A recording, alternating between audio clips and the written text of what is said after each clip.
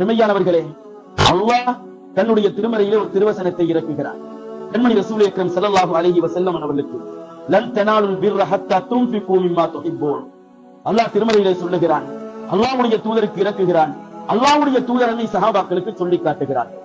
லன் தனாலுல் பிர்ர, நீங்கள் சுவர்க்கத்தை அடைந்து கொள்ள மாட்டீர்கள், ஹத்தா துன்ஃபிகு மிம்மா துஹிப்பூன், நீங்கள் விரும்பக்கூடியவைகளை கொடுக்கும் வரைக்கும், செலவு செய்யும் வரைக்கும், நீங்கள் தர்மம் செய்யும் வரைக்கும் நீங்கள் சுவர்க்கத்தை அடைந்து கொள்ள மாட்டீர்கள் என்று அல்லாஹ் திருமறையில் ஒரு வசனத்தை இறக்கினார். அருமை சஹாபாக்களுக்கு அல்லாஹ்வுடைய தூதர் சொல்லி காட்டுகிறார்கள். அருமையானவர்களே, இந்த செய்தி ஒரு நாள் அபூ தல்ஹா ரலியல்லாஹு அன்ஹு உள்ளத்திலே இது சிந்தனையை தூண்டுகிறது. அல்லாஹ்வுடைய தூதரை தேடி வருகிறார்கள். கண்மணி ரசூல் அக்ரம் ஸல்லல்லாஹு அலைஹி வஸல்லம் அவர்கள் மிம்பர் ஷரீஃபிலே அமர்ந்து கொண்டிருக்கிறார்கள். அபூ தல்ஹா ரலியல்லாஹு அன்ஹு சொல்லுகிறார்கள், யா ரசூலல்லாஹ், அல்லாஹ் இப்படி ஒரு திருமறை வசனத்தை இறக்கி இருக்கிறான்.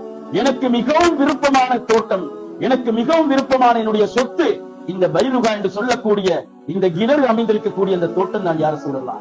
நான் அல்லாஹ்வுக்காக வேண்டி ரசூலுக்காக நான் கொடுத்து விட்டேன்.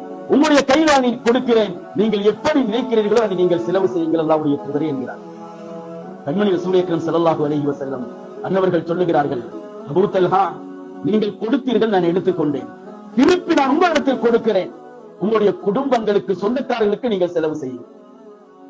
நீங்கள் அதை கொடுப்பதாக இருந்தால் உங்களுடைய சொந்தக்காரர்களுக்கு அதை வக்ஃப் செய்யுங்கள், தர்மமாக கொடுங்கள் என்கிறார்கள் கண்மணி ரசூல் அக்ரம் ஸல்லல்லாஹு அலைஹி வஸல்லம். அருமையானவர்களே, அதுக்கு பின்னால் அபூ தல்ஹா ரலியல்லாஹு அன்ஹு அவர்கள் அந்த கிணற்றை, அந்த பைருகா தோட்டத்தை தன்னுடைய சொந்தக்காரர்களுக்காகவே வக்ஃப் செய்கிறார். புனிதமான புகாரி ஷரீஃபிலே இதை நாங்கள் வாசிப்போம். அருமையானவர்களே, அல்லாஹ்வுடைய தூதருடைய வீட்டிற்கு முன்னால், மஸ்ஜித் நபவிக்கு முன்னால் இருந்த அந்த இடம் இன்றும் அந்த இடம் இருக்கிறது. மதீனா ஷரீஃபுக்கு சென்றவர்களுக்கு தெரியும். மதீனா ஷரீஃபுடைய இன்று இருக்கக்கூடிய 21வது நண்பருடைய ஒரு வாயில், அந்த வாயிலுக்குள் நீங்கள் நுழைந்தால் அப்படி ஒரு காவல் போடப்பட்டிருக்கிறது. அதை தூக்கி நீங்கள் பார்த்தால் அந்த கிணற்றுடைய அடையாளம் அப்படியே வைக்கப்பட்டிருக்கிறது.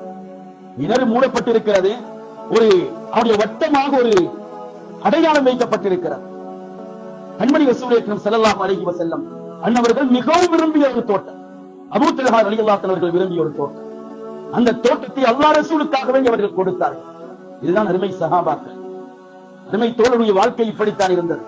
அவர்களுக்கு எது விருப்பமாக இருக்கிறதோ அதை வாரி இறைத்தார்கள். இஸ்லாத்திற்காகவே, இஸ்லாமிய கடமைகளுக்காகவே, இஸ்லாம் வேண்டி நிற்கக்கூடிய விடயங்களுக்காகவே.